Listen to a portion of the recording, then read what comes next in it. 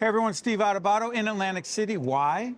Because it's the 2025 New Jersey Education Association Convention. We are here with the Vice President of the NJEA, Petal Robertson. By the way, the reason you're looking at people is because you got people all around here waving to you, giving you high fives. I do. It's the best time of the year. Tell us why this convention, by the way, you've been to a few? I have been to a few. Why is this one with over 10,000 people so exciting for you?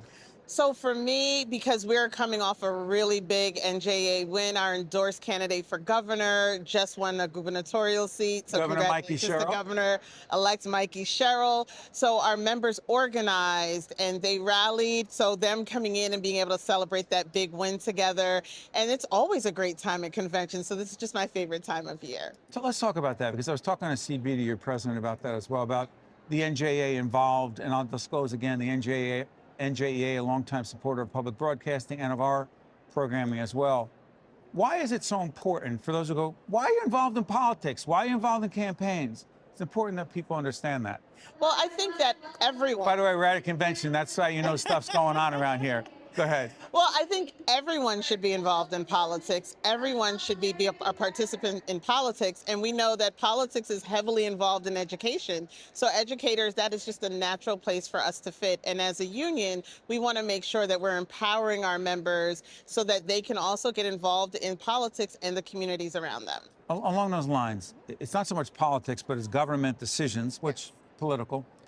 The break-in service law. Oh, this makes me happy. What the heck is it? I talked to Steve about this as well. Yes. Explain to folks what it is and why it matters. So I'll give you a really simple breakdown of it. So in 2011, the law changed and it made it so that people who took more than 2 years out of the classroom got bumped out of their original retirement tier and bumped into tier 5. So hold on, teacher takes a break. Teacher takes a 2 break. years, you're out? Yeah, I can give you a perfect example. We had a teacher go on maternity leave, and on their maternity leave, they found out that their child had special needs. So they decided to extend that maternity leave, and it extended past 2 years.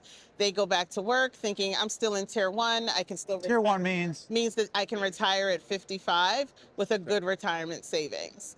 And they think, everything's good. I'm coming back to this classroom that I love and I'll be able to retire. But because of the law that changed in 2011, they were bumped out of their tier and they were put into tier 5, which means you can't retire until you're 65 years old for significantly less money than you originally planned. And this, we found, disproportionately affected women in our organization who would love to take care of children, themselves, some recovering from cancers, all of those things. So we really rallied, we pushed hard, and we're so grateful to Governor Murphy for signing this bill into law, because this now will restore the proper retirement for so many of our members. Petal, thank you. First, thank you for laying that out, but I'm curious about this. For you, and I want to mention, because you understand this very well, I'm going to ask you a little bit about why education for you, but also the 2025-26 Teacher of the Year is Jillian Ober from Freehold. Yes. Why a teacher for you, A, and B, why is that so exciting for you to recognize Jillian? So one, Jillian is fantastic. Like, you can feel her energy as soon as she comes into the room, and you can tell how passionate she is about her students.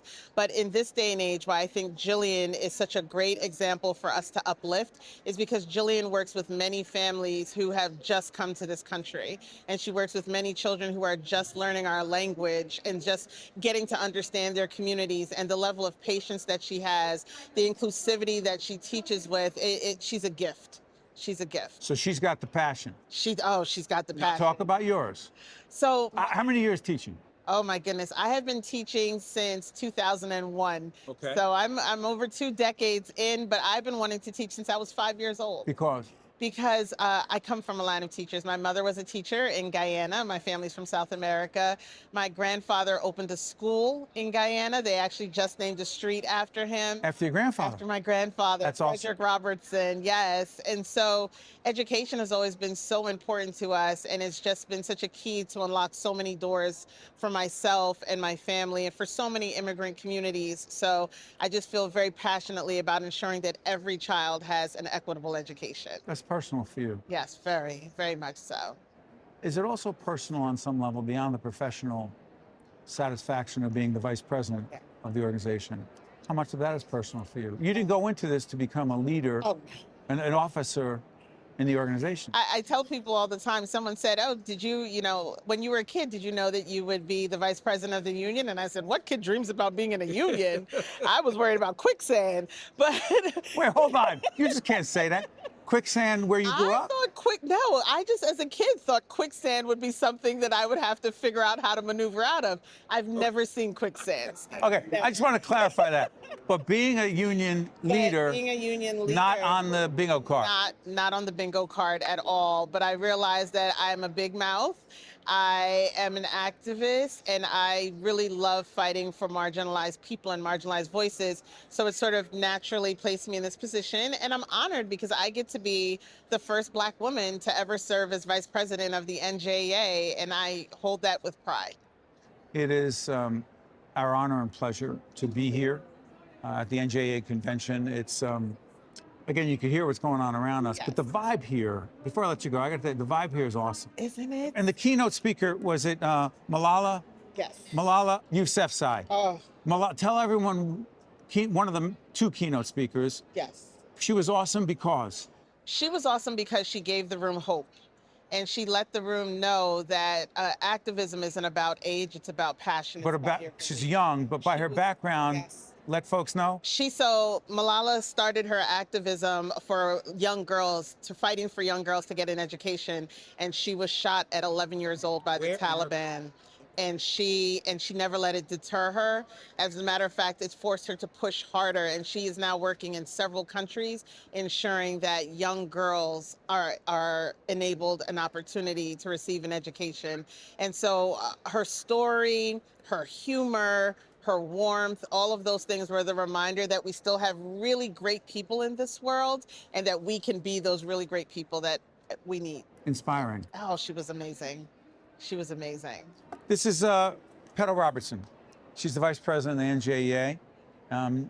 She knows how to navigate quicksand, apparently. I'm a pro. You're a pro. I cannot thank you enough. We appreciate it. To you and your colleagues. And again, let me disclose again, the NJEA, a longtime supporter of our programming and public broadcasting. You may have heard of it. Still pretty important. I'm Steve Adubato. We're in Atlantic City for the NJEA Convention. Stay with us. We'll be right back. One-on-One with Steve Adubato is a production of the Caucus Educational Corporation. Funding has been provided by NJ Best, New Jersey's 529 College Savings Plan, Stockton University, Johnson & Johnson, Bergen New Bridge Medical Center, the Northward Center, Robert Wood Johnson Foundation, Horizon Blue Cross Blue Shield of New Jersey, the Fund for New Jersey, and by United Airlines. Promotional support provided by NJ.com and by bestofnj.com,